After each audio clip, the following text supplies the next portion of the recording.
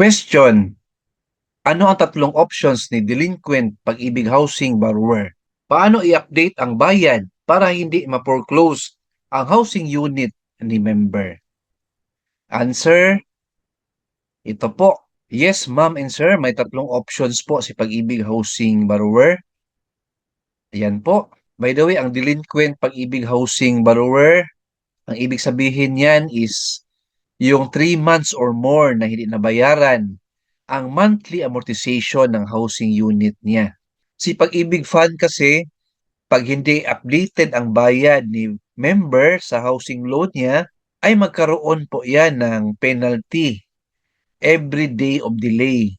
So yan po, lalong-lalo na kung 3 months or more na yan.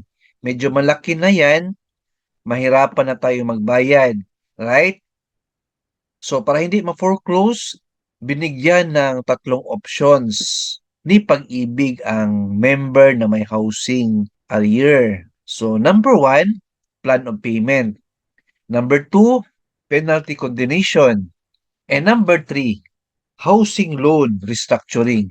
As always, friends, isimplify natin ang explanation, concise, and with example para maintindihan po natin. Alright? So, number one, plan of payment. For example, friends, may payable si member, including penalty na po ito and interest. Example lang, 50,000 yung payable niya sa Pag-ibig para ma-update ang housing loan po niya. So, yung 50,000, medyo malaki na ito na amount and mahirapan po ang member na bayaran. Right? Ang ibig sabihin po nito, yung 50,000 po ninyo, pwede nyo bayaran in 3 to 6 months. Opo, instead na bayaran nyo outright ang 50,000, bibigyan kayo ng chance ni Pag-ibig na i-gradual nyo ang payment from 1 month to 3 months or 6 months. Opo, so for example, 50,000. So bayaran nyo po yan in 3 months. So magkano yung bayaran ninyo every month? Simply, i-divide mo yung 50,000 divided by 3.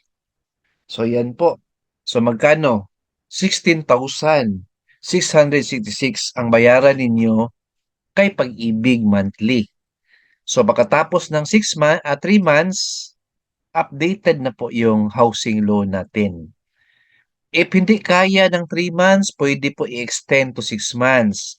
So 50,000 divided by 6, 8,333 po ang bayaran ninyo. Monthly, up to 6 months. Ayan po ang plan of payment.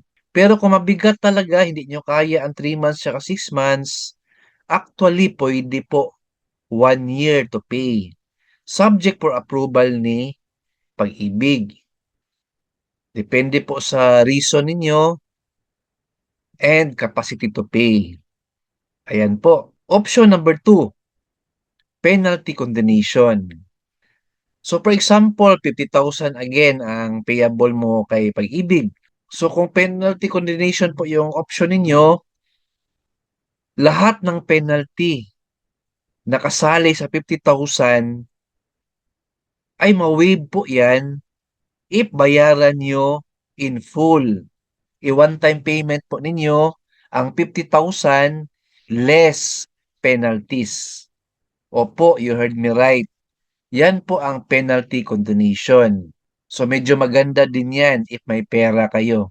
So wala ng penalties, bayaran nyo lang in full ang 50,000 less penalty, updated na po yung housing loan ninyo. Option number 3, housing loan restructuring.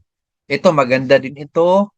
For example, ang monthly amortization ninyo is 15,000 monthly. Pero 20 years to pay. So ngayon, medyo mabigat yung 15,000, medyo mahirapan ka magbayad kasi marami kang payable. As a result, nagkaroon ka ng arrears or unpaid monthly amortization for 3 months or more. So, meron kang payable na 50,000 again. Hindi mo nabayaran for 3 months. So, ang mangyari niyan, if mag-housing loan restructuring kayo, i-compute po yan ni Pag-ibig, tapos isali na yung ano mo, hindi nabayaran na monthly amortization na 3 months na 50,000, for example, at bigyan ka ng option ni Pag-ibig na instead na 15 years to pay lang ang loan mo or 20 years to pay, gawin po itong 30 years to pay. Ayan po. As a result, from 15,000 monthly po ninyo, if habaan ang term ng housing loan, ang result po niyan, ma'am and sir, ay bababa po ang monthly amortization ninyo.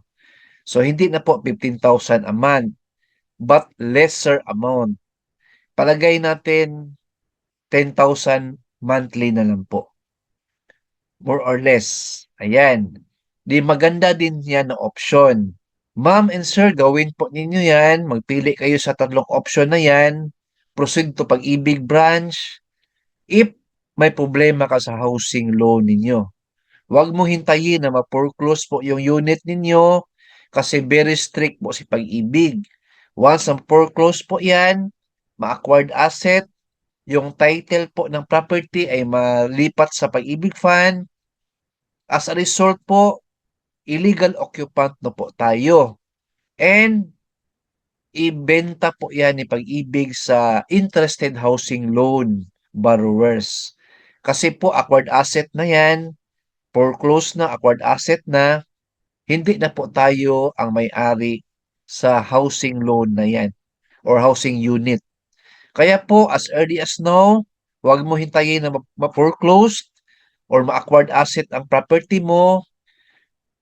Punta agad sa Pag-ibig Fund and select one of the 3 options. Alright, hope na nasagot ko yung question and concern po ninyo regarding housing loan.